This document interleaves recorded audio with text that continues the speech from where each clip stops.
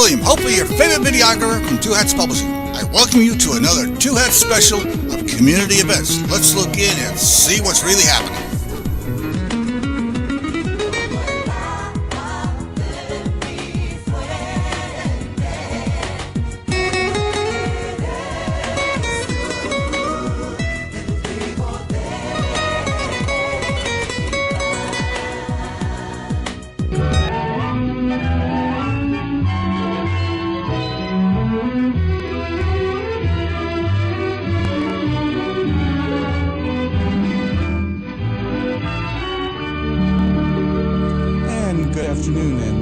Lambda Weekly. I'm Dave Taffet, and I'm here in the studio with the always on-time Patti Fink. Yes, you are. And welcome to, what show are we? This is called Lambda Weekly. Thank you. Lambda Weekly, and I'm David Taffet, and I'm with Patti Fink. Lerone, we think, is off today. I don't remember if he told us. I don't need okay, so he's not here right now. He's so not here. That's an indication. I think one of our guests forgot to come. Here's the true story.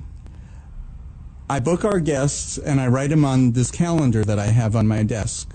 I talked to Portia and I completely forgot to write it down. But what's embarrassing is I never do that. I mean, for years, just it's always on my calendar. Our topic is Alzheimer's today. So it's a little bit embarrassing. Our guests today are Portia Cantrell. She's with the Coalition for Aging LGBT. No, she's not. She's not with the Coalition for Aging LGBT. She is with... I am with Silver Pride Project, and it's not that David forgot that. It's that I haven't talked to him in a while, and he wasn't aware of that. So it's not early onset. It might be. And Deborah Adams, who's with the Alzheimer's Association. Welcome, Debra and Portia. Hey, how are you? I'm not so good. So leave it to me to do a funny show on Alzheimer's. Have you dealt with Alzheimer's in your family, Patti? We've had, in my extended family, definitely. We've had an immediate family instance of Parkinson's dementia, which may be similar. I don't know that it's entirely similar, but yeah, and it's really rough when you see a loved one going through terrors. It's real for them. Yep. It may not be real, but it's real for them, and it's a tough situation to comfort them through those situations and get them back to a place where they're not afraid. You know, and so I don't know how well that we'll talk about some of those things. We're going to talk about some of those things. I dealt with it. My father had Alzheimer's. He never progressed beyond the first stage, which was a blessing. And Brian's stepfather right now is dealing with Alzheimer's, and he's progressing quickly. Deborah, tell us a little bit about names. Patti makes fun of me because I write down my own name sometimes so that I remember. He does. He writes it down. He says, "My name is David Taffet, and I'm here with..." I just have a script in front of me. Deborah, tell us what Alzheimer's actually is, because not all dementia is Alzheimer's. That's very true. Like Patti's dementia is not Alzheimer's. Right. Well, it's a dementia, but it's not an Alzheimer's form of dementia. So, Patti, we do have something in common in that my father also had Parkinson's disease, which by the end of his life rolled into what we call Lewy body, which is Parkinson's and Alzheimer's disease combination. That's exactly what we experienced. Yes. And those terrors are very real. You're right. They're very real for them, and it's very challenging.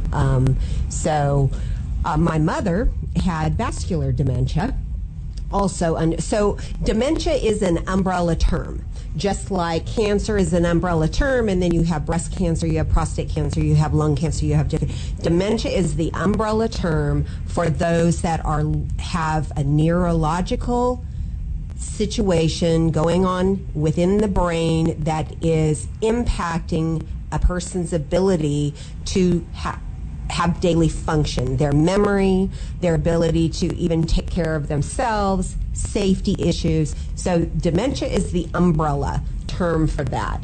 Alzheimer's disease makes up 70 to 80% of all dementia.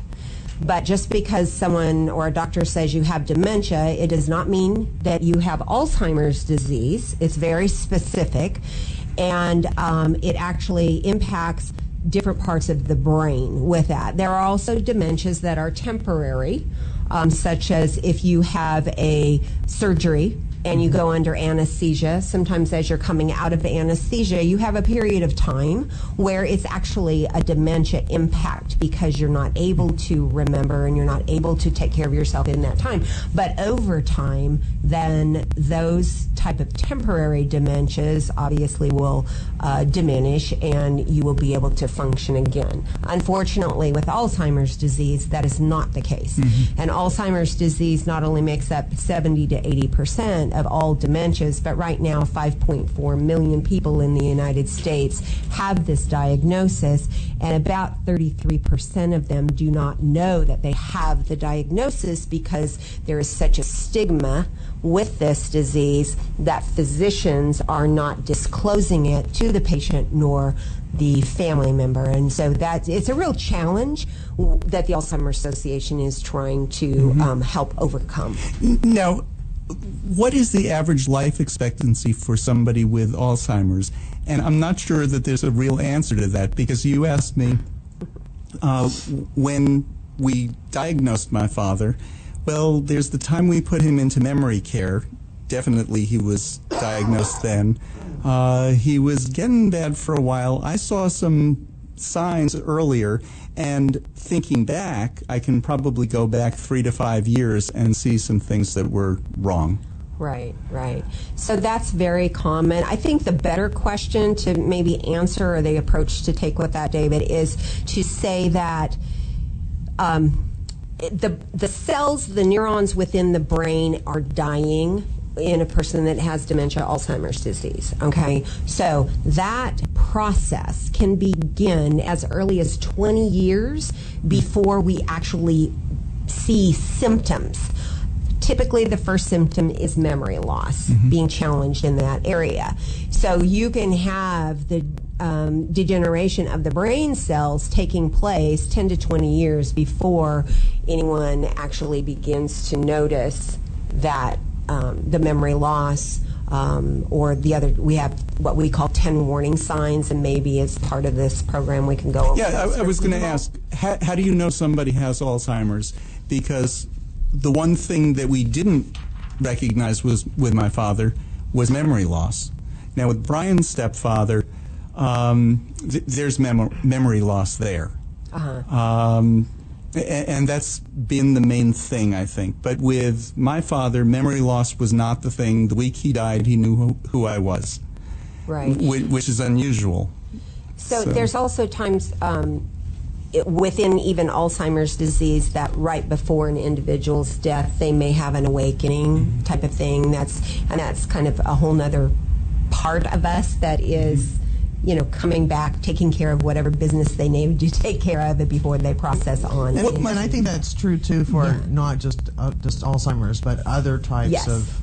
There's a burst an elan, if you will, of energy and cognitive function.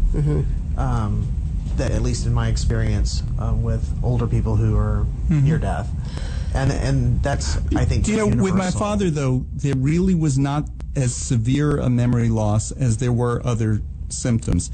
He and I would talk on the phone regularly. Now sometimes he would yell at me, "How come you haven't called me in 3 weeks?" We talked this morning. So the real short term he'd forget. But we still talked and had normal conversations, as normal as I can have. And I'm saying, you never met my father, Patti, but you think I'm nuts. Oh my gosh. Yeah. Me talking to my father was, that was something. So what are some of the warning signs? So the Alzheimer's Association has these posted on our website at alz.org if anyone is interested in looking at the background on these. But the first one that you typically see with Alzheimer's disease is memory loss. But it's not so much just forgetting your keys, it's memory loss that impacts your daily life to the point where you can't retrace your steps. You can't go back and try and, oh, that's right. You don't have that recall. So it really is impacting your daily activity. But it's not like I'm in my 50s now, and I had some lunch this week with a friend who's just in her 50s as well. And something we've all sort of noticed is like you forget words. Like I had to tell Erin the other day, could you hand me that thing that you shred cheese with? I couldn't get the word grater. Right. And we all kind of laugh about it because it's happening to all my friends my age, where you just can't grab the word. I have a better one. But that's not what you're talking about. Well, because you were able to just now say the word, it's a grater, because you have that still, the ability to still recall that. You might not be able to do it in the moment, but it is still there for you. Then, no, that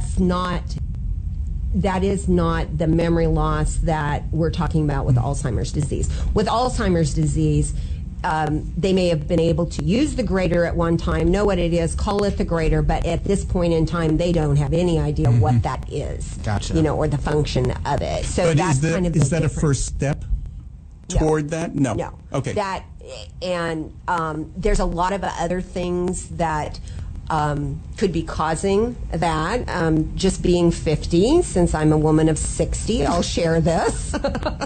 That part of the research that's being done, because women are impacted twice as likely as men to have Alzheimer's. Yeah, 2/3 of all Alzheimer's disease is in women.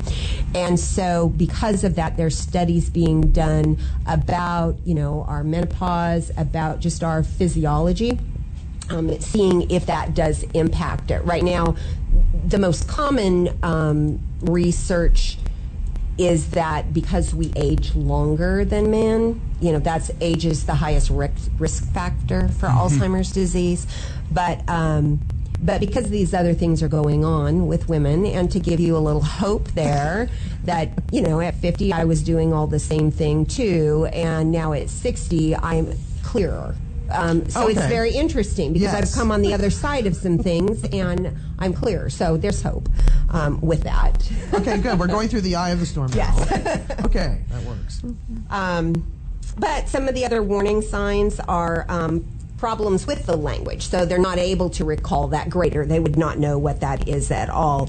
Disorientation with time and place. So if you start seeing someone that is on a day like this, they're all bundled up in winter coats and scarves and different things like that, and they truly think that that is what's necessary to keep them warm outside, because they're disoriented with that. We also have a situation called sundowning, where they're up all night long. They get their day and their night mixed up. That's very common with an individual that is diagnosed with Alzheimer's disease.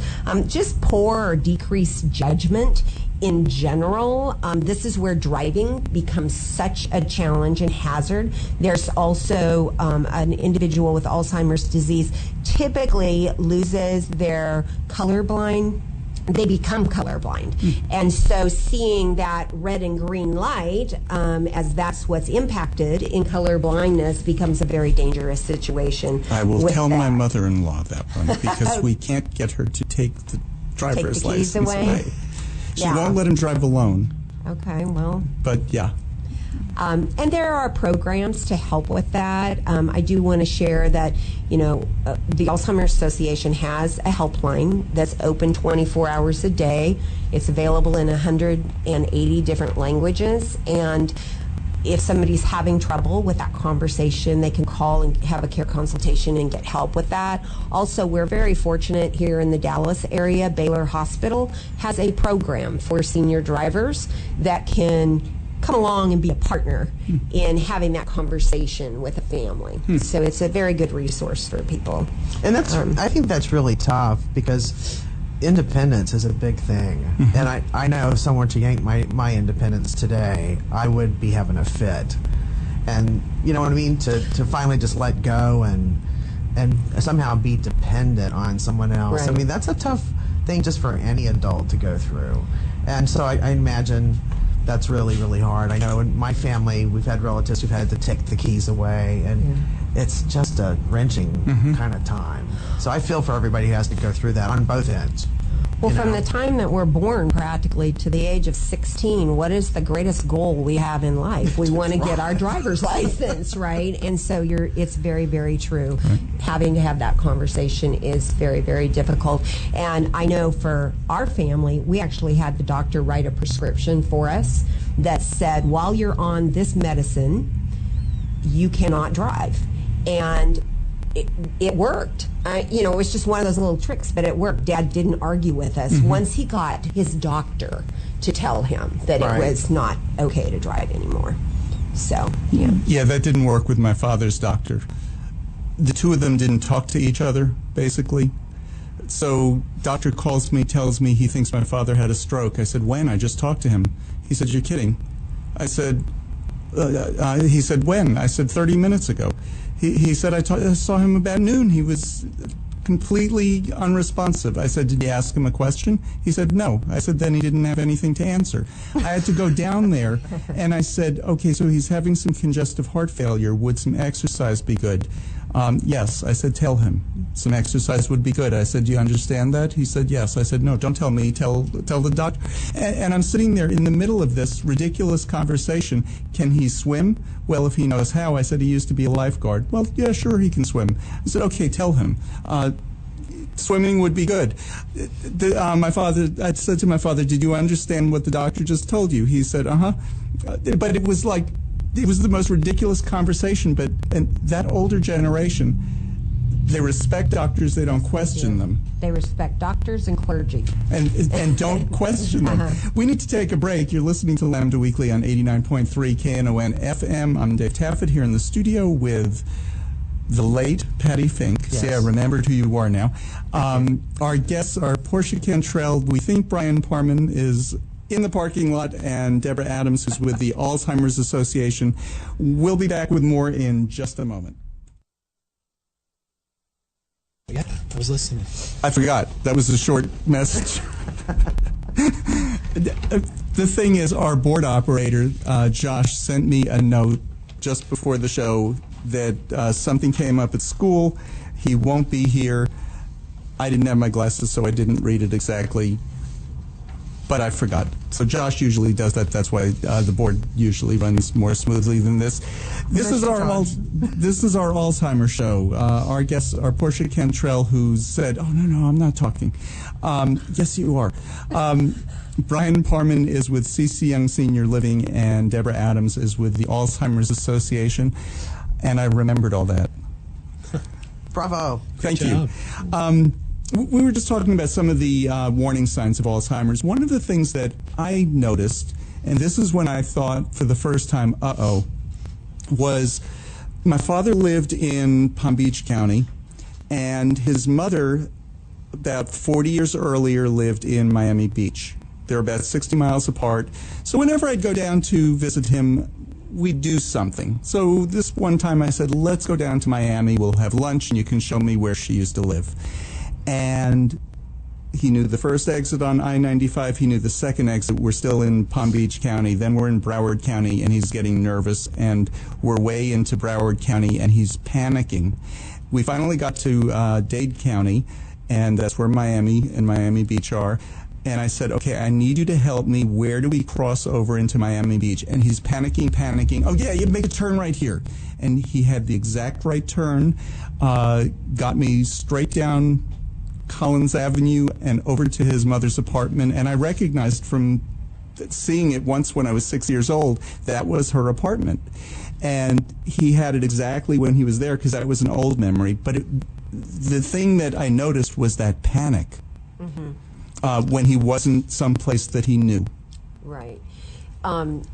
So that's someone that is having to deal with Alzheimer's disease or even other related dementias. The familiar is very, very important to them. It gives them a context for their life. And I'm really proud of him that he was able to do what he was able to do for you with that.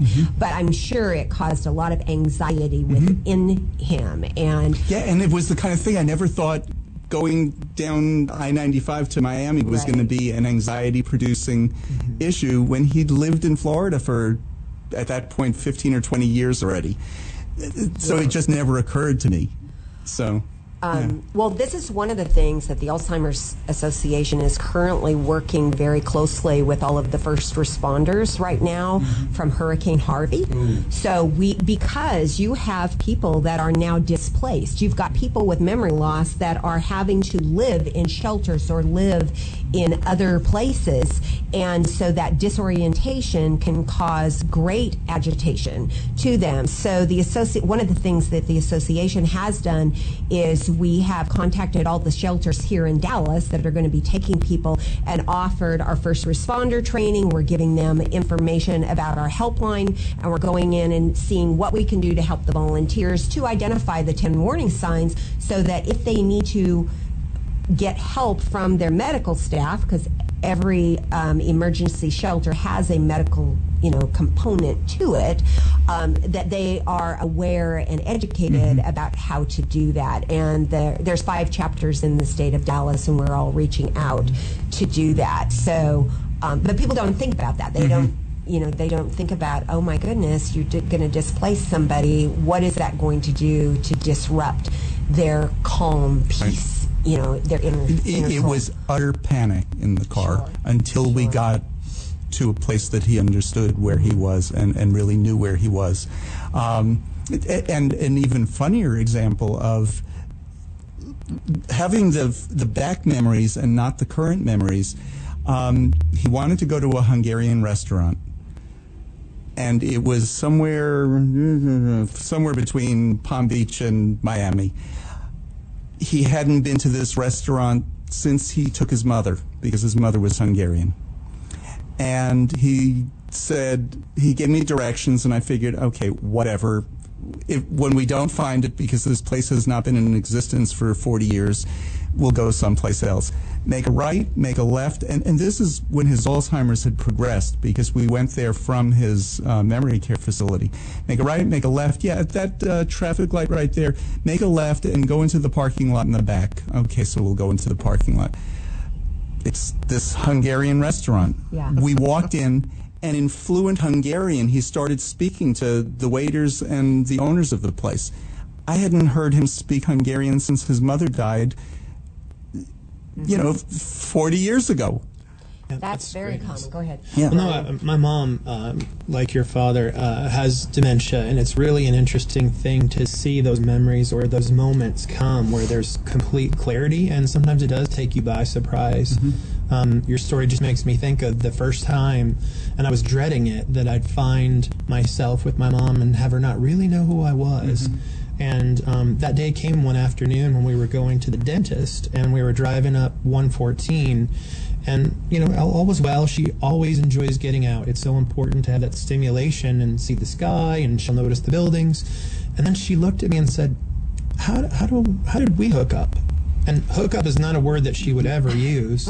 And I just looked at her and I thought, well, so I'm just curious, you got in the car with me, did you not know who I was? And she's like, well, I know you, but I'm not really sure. And you could tell, it wasn't panic, but the context of which she knew me. And she's like, well, just how did you find me?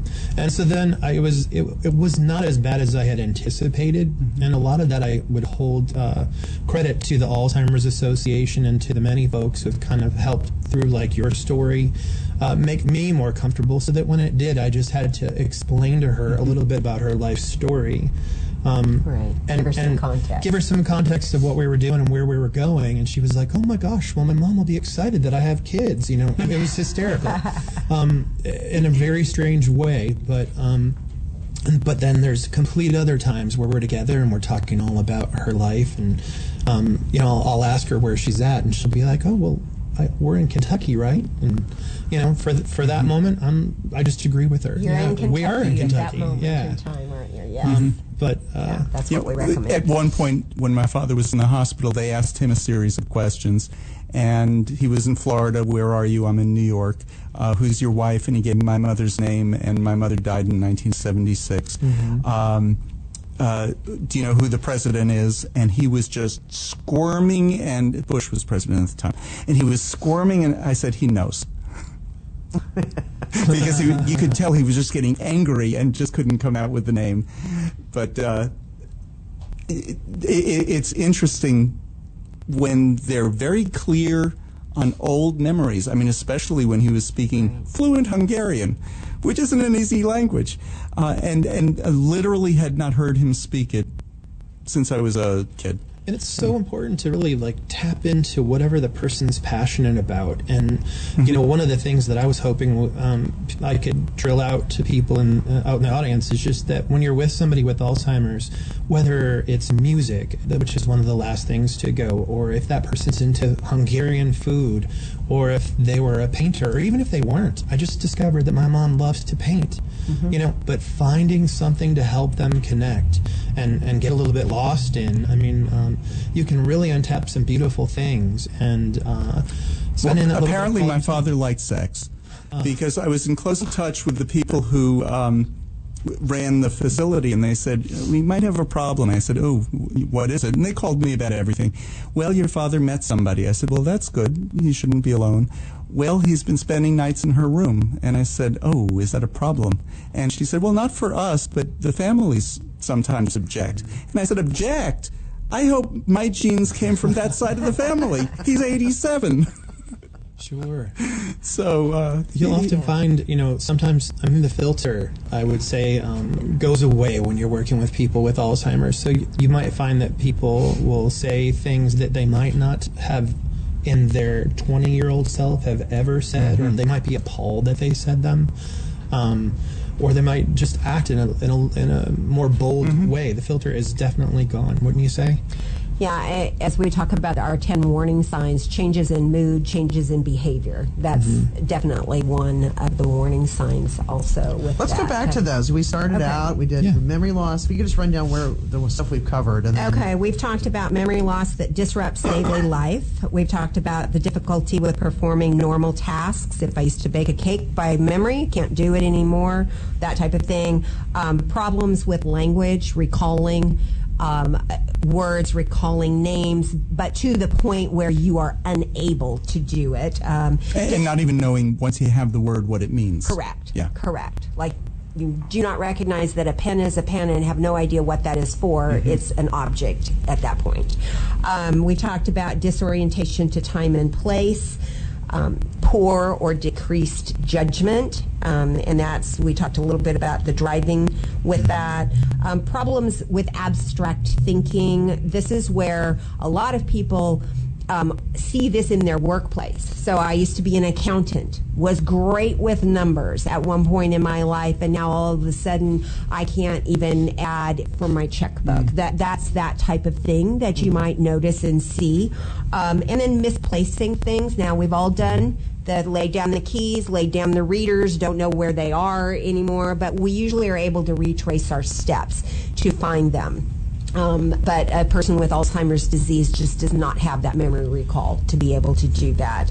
Then, like you were talking about, Brian, the filter, changes in mood or behavior that takes place, and then changes in personality. So we often hear individuals that someone will say, my wife used to be so prim and proper, and now she curses like a sailor.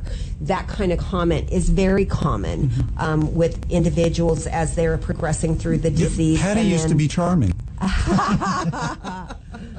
Actually, my sister's encountered this. She's kind of hosting an older couple who needed a place to stay for a very temporary period of time, and their relatives live a few houses down. And they were talking one evening, and the older man, who she learned from the relatives has early onset Alzheimer's. He was talking about his brother-in-law, the relative down the street, and basically said, he's a great guy. Really, grateful that he's helped us with so many things in my life. And then the very next sentence was, I hate his guts. Oh, gosh. He said all of them. Just kind of went, okay. The gamut, right. He has early onset. Yeah. Yeah, we'll talk about that in a minute. Okay, I was going to ask. But what else should anybody look for? Well, I wanted to throw in there, in my experience, it took my father's passing for my family to kind of truly uncover that Mom was having issues. And at first, we as a family unit thought that it was grief that we were seeing, the bills that were piled on the table, which isn't a normal thing that a person would do. But then it was that the pilot light had gone out on the stove, and she didn't do anything about it. And a neighbor actually uncovered that. And none of us were living in the area where she was. And finally, as we started to put it together, it was like, oh, Dad had been masking so many things. With bills, my father couldn't tell the difference between bills and solicitations, so I was a member of the Sierra Club and the NRA, thanks to a number of solicitations. And I just said to him, it's your money, spend it on what you want, but pick a side. And he just wasn't getting, though, this is a bill, this is your, you have to pay this as your carrying charge at your condo, and so that was a big warning sign to me. It's so important that you get things financially in order and get that medical power of attorney as you kind of know that this is happening, especially if it's early on. We found ourselves in a situation where a caller who had been ringing my mom almost every minute, somebody who was out there scamming, trying to get money, and actually she got into a cab from the senior living facility she was living in that they sent for her, took her to the bank, and thank God the teller knew my mom, knew my brother, and had the wherewithal to call him to say, something's odd, your mom seems really strange. I had a similar situation with a bank teller. It's so, but it takes a village. It truly does. And a lot of the training that the Alzheimer's Association is doing, even out in the business community, to help people be aware of these 10 signs. Because once you know someone with Alzheimer's and you're around a few people like it, I often use, I think that person's on my mom's playground.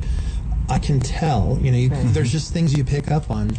But getting that stuff in order is so important, and taking the checkbook away for us was a big deal, like the keys you were talking about earlier.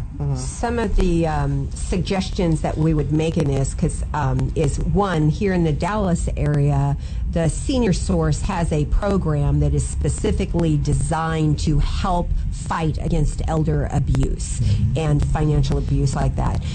The other thing, too, is that, managing your money, just like driving, is also a very key to independence. It's how we recognize our independence. So again, taking these things away from an individual is not an easy task at hand. And so, yes, our helpline is there to help you. I will share that for our family, my father would stay up very late at night, all night. And, of course, all of those infomercials that were on television, well, what we were able to do was to provide him with a personal checking account that had about $200 a month in it. Now, he had, not everybody can do this, but fortunately for us, my father was able to spare that, right? And so he had that account, and that was his money. That was what we did with that, rather than giving him access to everything else. And then my another family member became the financial power of attorney and took care of all of the rest of the true bills and things. And this happened with my uncle, my aunt. You could look at the 5 years that she was his immediate caretaker, and the gray and the aging that she experienced in the before and after. But he was convinced that they had a bank account at a certain bank, and that the bank had taken their money. And she fought this for a long time, and she finally called the bank and said, I'm going to bring him down there. We haven't banked with you in 30 years, but he's convinced this is there.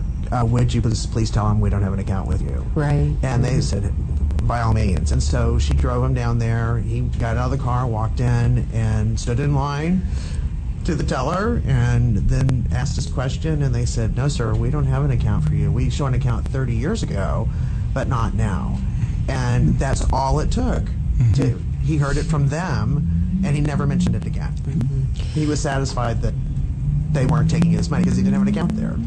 But I want to reiterate what Brian had said about the importance of getting your pre-planning in order. This is why, if you can talk to an elder attorney, that's who you want to see to discuss both the medical and the financial power of attorneys that are available, planning after death, so that an individual is able to be part of that process. It will make it so much easier for the moment that you are in right now, but also afterwards, because the family is then able to have the confidence that they're doing what mom or dad, brother or sister wanted, and it can bring great peace during a time when a lot of decisions are made out of emotion. And so it can really help. And that's really important for dignity, I think. If a person's able before, in early stages, to say, these are the things that I want, this is how I feel about my life and my possessions and all of those things. And then people are able to honor that. That's another way of bringing dignity to them through a process that may not be very dignified. Why don't we take our break? We have so much more to talk about. We only have one more segment left. You're listening to Lambda Weekly on 89.3 Knon FM. I'm Dave Taffet here in the studio with late Patti Fink. Our guests are Brian Parman, Deborah Adams, and Portia Cantrell, and we'll be back with more right after this. Hey guys, I'm C.D. Kirby, and you're listening to Lambda Weekly on 89.3 Knon FM. And this is Lambda Weekly. I'm Dave Taffet here in the studio with Patti Fink. Our guests are from the Alzheimer's Association, from C.C. Young Living Center, and Portia Cantrell, who can't decide where she's from. And she's just looking at me and just shaking her head. The week that I had to take away my father's bank accounts, mail, his apartment, his car, put him into a memory care facility. I did all of that in 1 week. It was one of the worst weeks of my life. I didn't drag it out, though. But those are, that if you're dealing with Alzheimer's, you know what I'm talking about because you've done this. And it's just a terrible thing to do, but it was mandatory. I had to do these things. Yeah. Yeah, and you feel so guilty. It's your parents. You're taking away, I'm taking away my father's car. And I had to, of course. Tell us what the difference is between regular Alzheimer's and, I don't know if that's how you would refer to it, and early onset Alzheimer's. So younger onset Alzheimer's disease is that which is diagnosed to an individual who is younger than 65 years of age. And only about 3% of those impacted with Alzheimer's disease fit into this population. But it is a very aggressive form of Alzheimer's disease typically, and usually this is where we find the genotype that is actually impacting full families that we can identify. Yes, you have the gene that will give you Alzheimer's disease. Again, this is only in a very small minority of those that have Alzheimer's disease. There are studies going on right now to see what we can do using this genotype, using this population as a great pool of information and resource. But the Alzheimer's Association right now is serving people who are as young as 32 years of age. Really? Yes. But typically, the majority of individuals are diagnosed after 65 years of age. And so then it goes through a progression that you'll probably hear where you've got early stage, mid stage, and then late stage. And early stage is an individual that may still be able to function. They may actually still be working for a period of time with that. And then as they get into mid stage, you see the symptoms becoming more detrimental to their everyday life. They can't function as well. They're needing help with maybe some clothing, some showering, decision making. This is where the power of attorney comes into play. And typically they're not working, and nor should they be driving at this point in time. And in the late stage is that individual that is really, the disease is moving from the cognitive areas to actually impacting the physical function of the body, because Alzheimer's disease is actually the disease that causes termination of life. There's a lot of doctors that don't label it that with that, but if you think about it, your brain is the organ in our body that tells the rest of our body what to do, to digest food, to breathe the air, to your heart to beat. And so when you progress to the full point of the disease, your brain has stopped telling your body to do these I'm so glad you brought that up, because it was truly the first Alzheimer's walk that I did that I actually heard loud and clear that it can be a death sentence to people, that people die from this. And it was an eye-opener, and it was one of the reasons why I thought it was so important to bring this to the LGBT community.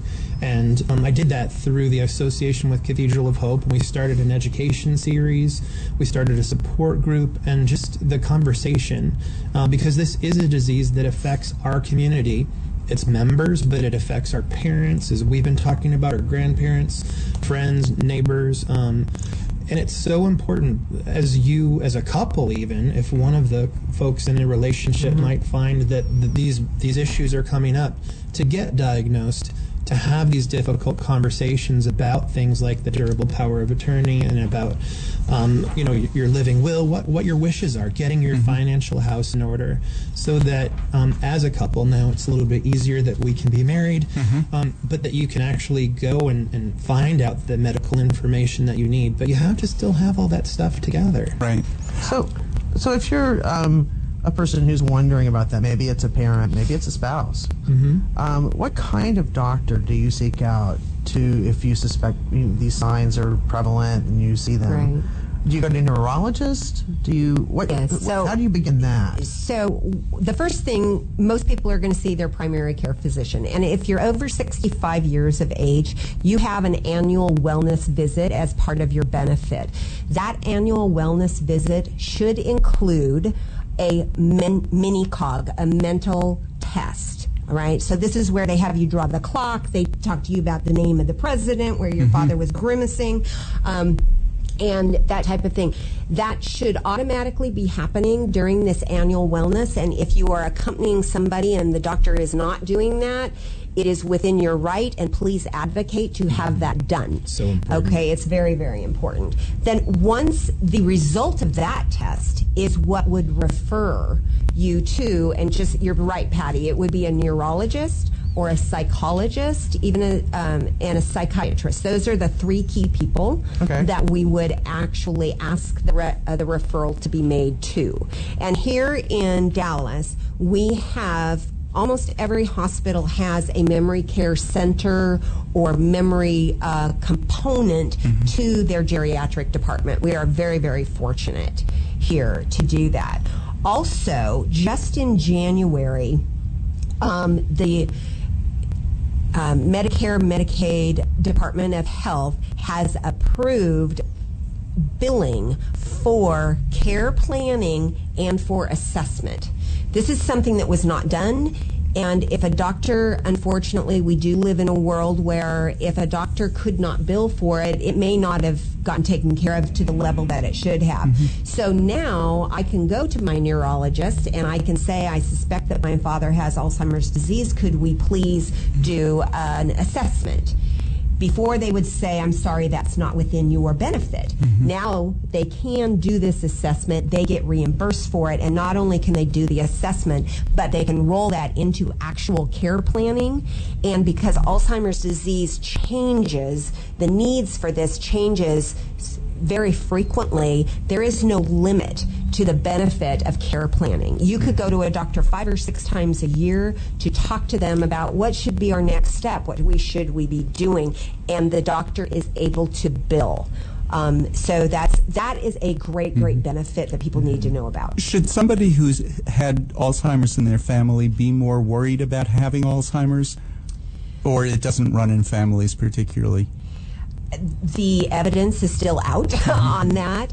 So whether they should or shouldn't, we do. I mean, I think all of us sitting here can say that when we forget something or can't remember a name, because we've all had this in our family, that we are part of what we call worried well. We are the people that have not yet been diagnosed but wonder, is this coming down the line? So with that, I actually have done a baseline with my neurologist so that I have this in place now. And I don't recommend that for everybody. It wasn't covered by insurance. It was but it was something for me I needed to do because of some symptomatic things that was occurring in my life, and I was afraid, basically. So I went ahead and took that step and had that done.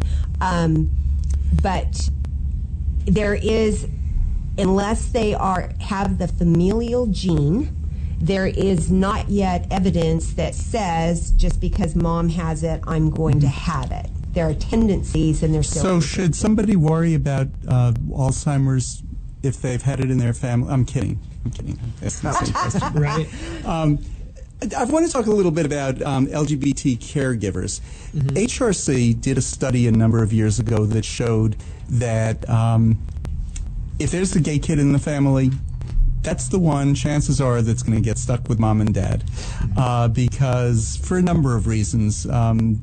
The sister is raising kids. The brother is also, he has his career. Not that we don't have our careers or we don't have kids, but the impression is, we'll give it to it's an assumption. To Patti. It's an assumption. But HRC actually did this study, and in most cases, the gay kid or the lesbian kid or the transgender kid even, and I'm saying even because that person might be straight, ended up being more times than not the major caregiver for the parents or for the remaining parent, more likely. What other things should we, and because of that, we need to know about Alzheimer's because it's running in our families. It runs in everybody's family, but chances are we're going to be dealing with it. What are some other things that LGBT caregivers should know? Well, really, that's an interesting bit of information. In my family, I was fortunate that my oldest brother, who's straight, was caring for mom both financially and personally, her caregiving. And he retired in the last couple of years, and it did open an opportunity for mom to move here and for us to be closer. And I have to say that it's been one of the biggest gifts for me personally to have that time with her, but I've learned so much. And I think because of my sexuality and the fact that I haven't had kids, I've kind of thought about this in a lot of ways and coped with it, realizing that it's like having a child.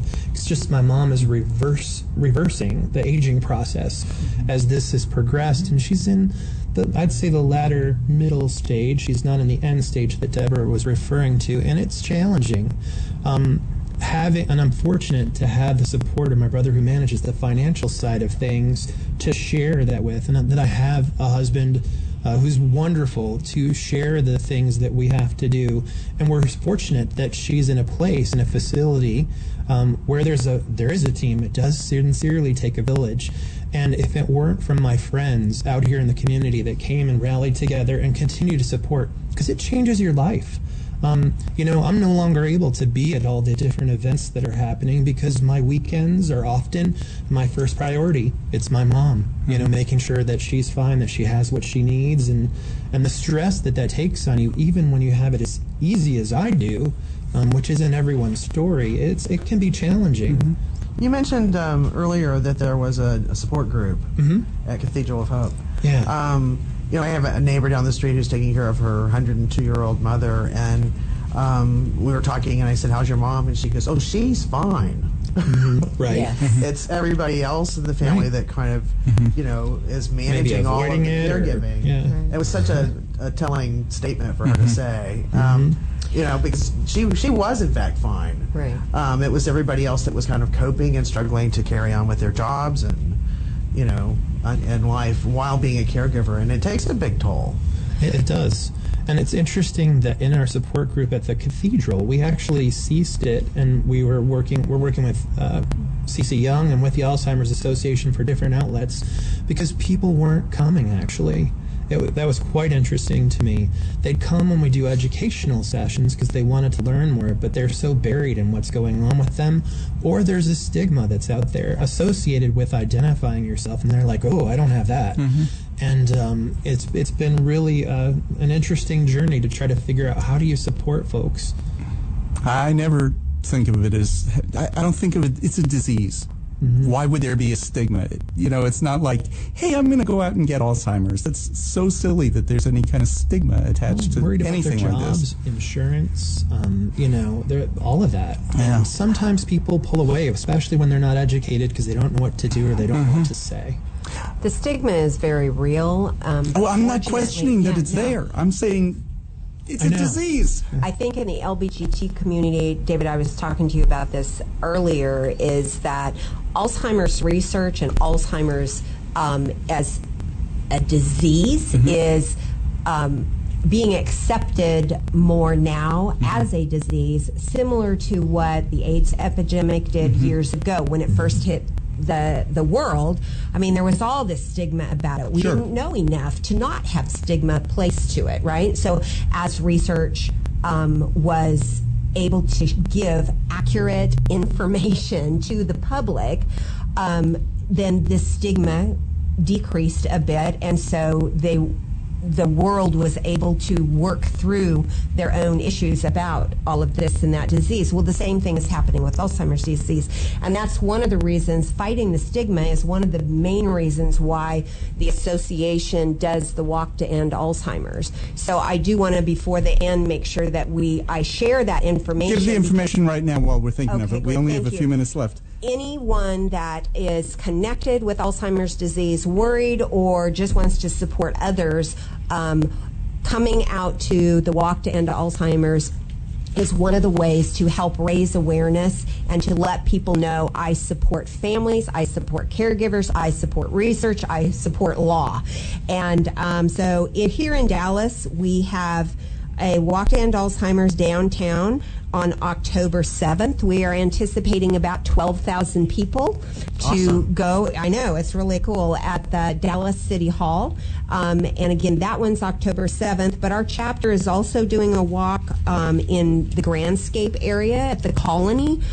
For anyone that might live up there, we have one on September 30th there at Grandscape. We also have another one September 30th downtown in Ennis, if anybody's out in the southern area, the south area. And then I'm driving out to Longview on the 23rd, and we'll be doing the Walk to End Alzheimer's out there. So one on October 7th, what time is it? The actual, get there by 7:30. We do ask that in the morning? Yes. We ask that you go online at alz.org/walk, register. Okay, and Patty will be there at 7:30 Patty, you're a.m. going to be there at 7. I'll have coffee for you, ready to go. Awesome. There'll be food trucks out there. There'll be food trucks out there. It's a big, it's a celebration in some respect. But it's also a walk. It's our leading fundraiser. This is how we raise the money to do the research. And there will be over 600 walks this And year. where are we as far as the research goes? And we have about 2 minutes. As far as the research goes, we are very hopeful. We're in a much more hopeful place than we were 6 years ago when I started with the Alzheimer's Association. In fact, just this last July, we had the Alzheimer's International Conference in London. 7,000 researchers came together and they shared what was happening with that, and we are actually finding things that we can do to prevent and encourage brain health, which in the long run will potentially stave off Alzheimer's disease. That is the hope. That's what the research is showing. So exercise, come walk with us, eat right, and stay involved, stay engaged, and just join us. Okay, so what can you do to help prevent? And you just... Right. So dietary is very, very important, the diets that we are eating. So a Mediterranean type diet, lots of fruits and vegetables and whatever's kind of those diets that we've talked about, good for the heart, is also good for the head. We have evidence to show that. Also, the most important thing is exercise. So getting in your brisk walk, 20 minutes a day for 5 days a week is very, very important because you're dealing with the circulation issues when you're talking about exercise. It's very important. Staying socially active. When you have Alzheimer's disease, the first thing you want to do is go hide. Yep, sequester. Yes. And so it's very important that you do not do that and you stay socially engaged with individuals, and there's a lot of different ways to do that that the association can help you with. And then cognitively stimulating your brain. So learning a new language, learning to play an instrument, learning new things. Crossword puzzles, if you've always done crossword puzzles, are not going to be the answer for you. If you've never done them and you enjoy them, they might be great, but it's more about learning new things in life that can help that. So eat lots of fried food and... I mean, you have to be Just real. flunked the test, Oh, I'm David. sorry. Well, my brother-in-law's mom lived to be 97, and she kept up with baseball, and she started doing the fantasy baseball, and she loved it. She says, And we are out of time. "Okay, Next Stop week talking. next Thank you week so is much. Parade Week. The festival's in Reverchon Park on Saturday, and on Sunday is the parade down Cedar Springs. We'll be on the air as the parade begins. You can listen to us as you're approaching, going to the Cedar Springs area to join the parade. And for all of us here at Lambda Weekly, we'll see you next week. Thank you. This is William, hopefully your favorite videographer from Two Hats Publishing. I hope you enjoyed this video. If you like it, please leave comments below, or like, follow, or subscribe to us and get notices of all our videos. We love it, even when you call.